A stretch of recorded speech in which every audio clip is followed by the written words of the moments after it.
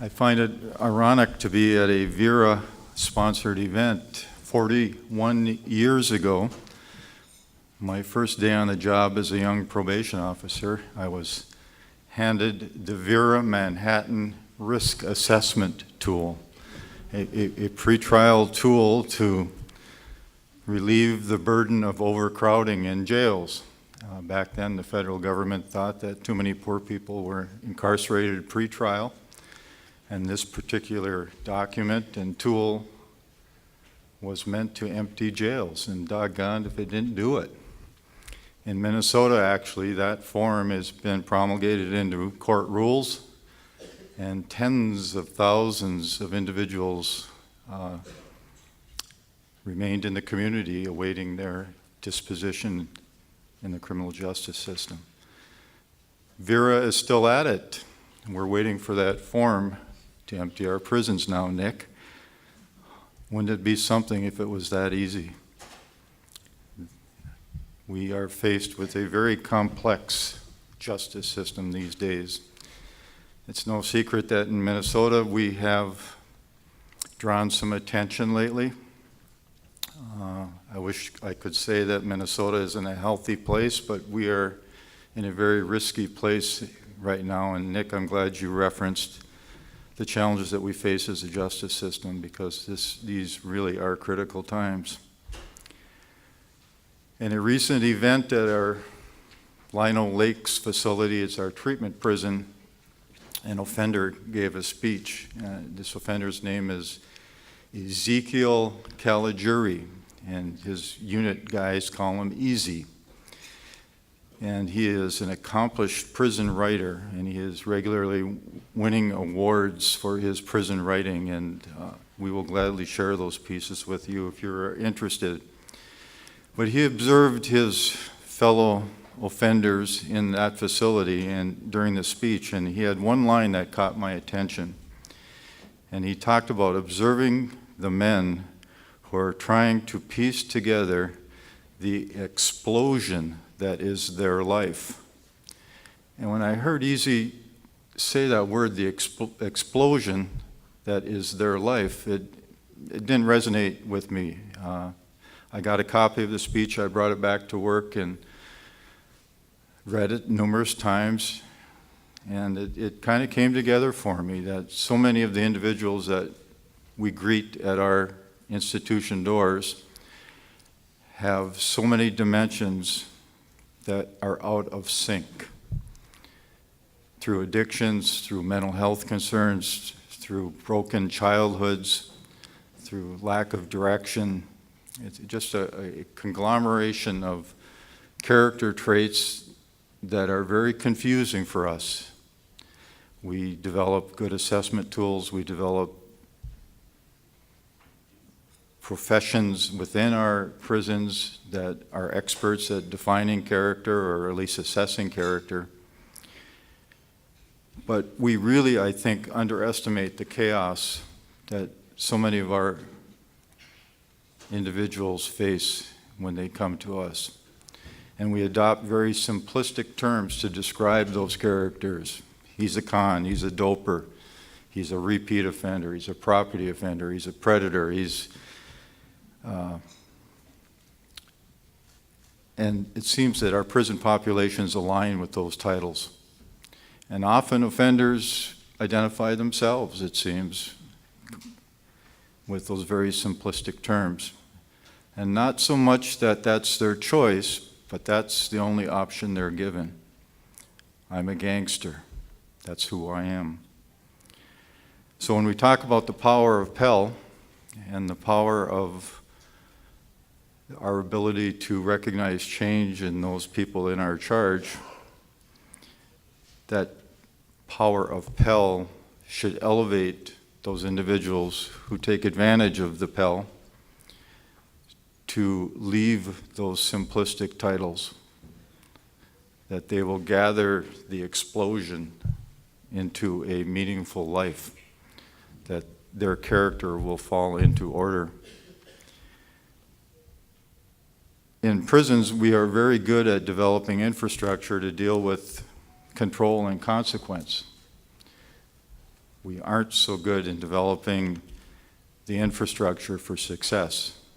And you folks, colleges that are in this room, first-time colleges, working with corrections clients perhaps, this is the type of infrastructure that will give our guys and our ladies the opportunity to succeed and beat the labels. I have another offender in the same institution, actually. He's a 17-year-old. He came into us in 2003 with a 30-year prison sentence for murder. His name is Matt Moeller. And Matt, we have prison newspapers in all of our prisons that are offender developed. And Matt is one of the editors. And he wrote this article, not related to Pell, but I thought it was inspirational, and I'm sharing it with you for that purpose. It's entitled Breaking Through the Prison Education Ceiling and How a Full-Time College Program Benefits Everyone. And I'll just share a couple of his words. He talks about coming into prison, took a college class just to kill time, and he got to the 2-year mark of his college experience, and within our institutions, he couldn't take higher level second-tier classes to achieve his degree. And because, he quotes here, because of this, I know I was no longer able to take on-site classes offered at St. Cloud Prison, so I thought I was done going to school. But I was lucky enough to have a family member who paid for me to finish my degree by taking correspondence classes. In 2011, I started taking classes at Colorado State University. In 2014, I graduated magna cum laude with a bachelor's degree in social science. He finishes the article by saying, "It is my belief that with a college degree, prisoners will not simply get out of prison and survive, they will thrive." 17-year-old high school dropout with another 15 years or so to serve. His words are inspirational. He is able to take credit and be proud of his accomplishments, but his words to other inmates, other offenders, really are the inspiration that Pell should bring, and I hope all of you tell the story of your success cases, because it is that legacy that will continue the success of all of this. Thank you for all of you for stepping up. I would bet your workload increased significantly when you took this on. And for those that haven't worked with offenders and seen success, get ready, because it is really cool. Really cool. Thank you.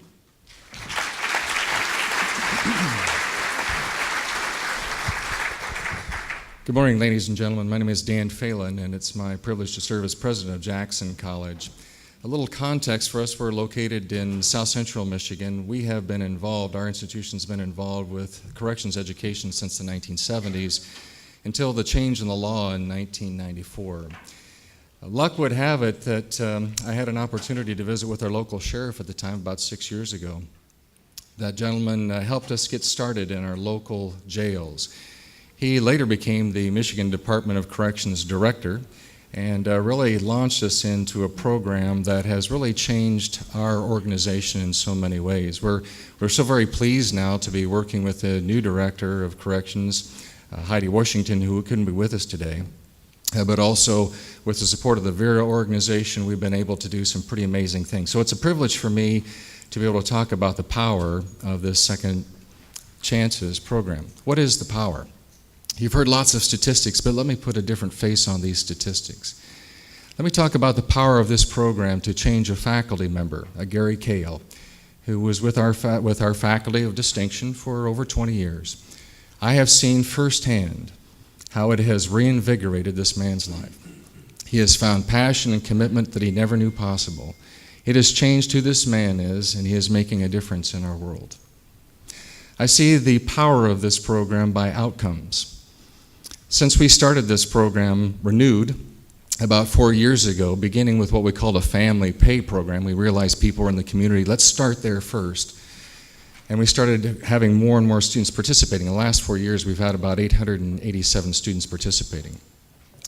The power of this program is the fact that our students, some 800 and so, who participated so far, the average GPA is 3.57. The power of this program, ladies and gentlemen, is that 81% of the students who've taken 12 semester credit hours or more from Jackson College are on the dean's list.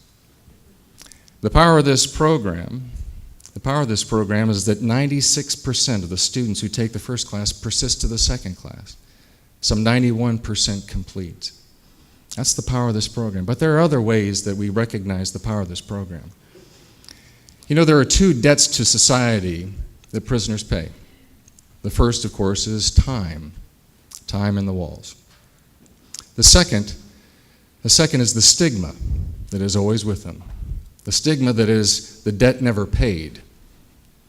The power of this program is that it provides these individuals, the inmates, with an opportunity to restore their own dignity, to have a credential of market value, which we need in the society. US DOL statistics tell us that 65% of all new jobs created require some post-secondary education. This is an opportunity, the power of this opportunity for individuals to get this education inside the walls and have dignity leaving the walls and helping to counterbalance that second debt to society, the stigma. They go beyond that stigma to say, I have a credential, I have a purpose, I have a goal. You heard it from Jason and some of the others earlier today. This is the power of this program. For me, the greatest power is that it reconnects us to our humanity. It reconnects us to who we are. These are people that are often forgotten by society, and it helps us to reconnect with our brothers and sisters inside the walls. The true power of the Second Chance program is all of us in this room. All of the people we represent at our institutions who care, who want to reconnect, provide new opportunities for people who society has forgotten. That is the true power of this program. And my hope, my sincere belief and hope, and my prayer, frankly, for this power of the Second Chance program as it moves beyond a pilot into permanency, and we retake our society, and we commit to our brothers and sisters, and for a better world. Thank you. Nice work. And I'm Douglas Wood from the Ford Foundation, and I was sort of thinking about this, beginning with the conversations we had yesterday with the National Advisory Board for the Pathways Project. So the power of this work is so important in so many ways. One, I think it helps us to change nomenclature from correctional education to college and prison, from offender to student, and as my colleague just said, from also thinking about how we acknowledge the humanity of people. Oftentimes we hear about, well, this helps to humanize people. Well, they're already humans, and we want to acknowledge their humanity and the importance and the opportunities they have once they get a high-quality post-secondary credential to continue to engage and be contributors to their society. So this is important. But it also opens up a larger conversation about braided and alternative funding structures to support this work. Oftentimes, when we started funding this work a long time ago, 5.5 years ago, I've been struck by how many high-quality programs are run on shoestring budgets. And the Pell opens up opportunities for us to think about how we leverage additional dollars, not just from continuing private funding, but also thinking about how tuition from state aid can help support this work in addition to the federal dollars. We know that the vast majority of individuals are in prison at the state level, and I think we have to be very creative about how we marry the Pell dollars with state aid. A great example, of course, is in California with the Board of Governors tuition waivers, which is a great opportunity because individuals in California who are incarcerated, in fact, do have access and are eligible for those dollars, which is wonderful. That's not the case in New York State with the tuition assistance program. We continue to advocate for individuals who are incarcerated to have access to those dollars. So this opens up a conversation about that. And then it also finally opens up a conversation about larger issues around criminal justice reform writ large. So the work that the U.S. Department of Education and Justice have been doing around ban the box, issues around justice reinvestment, and also, most critically, barriers to employment when people get out. And I think this is what we should be, the Pell conversation opens that up a great deal.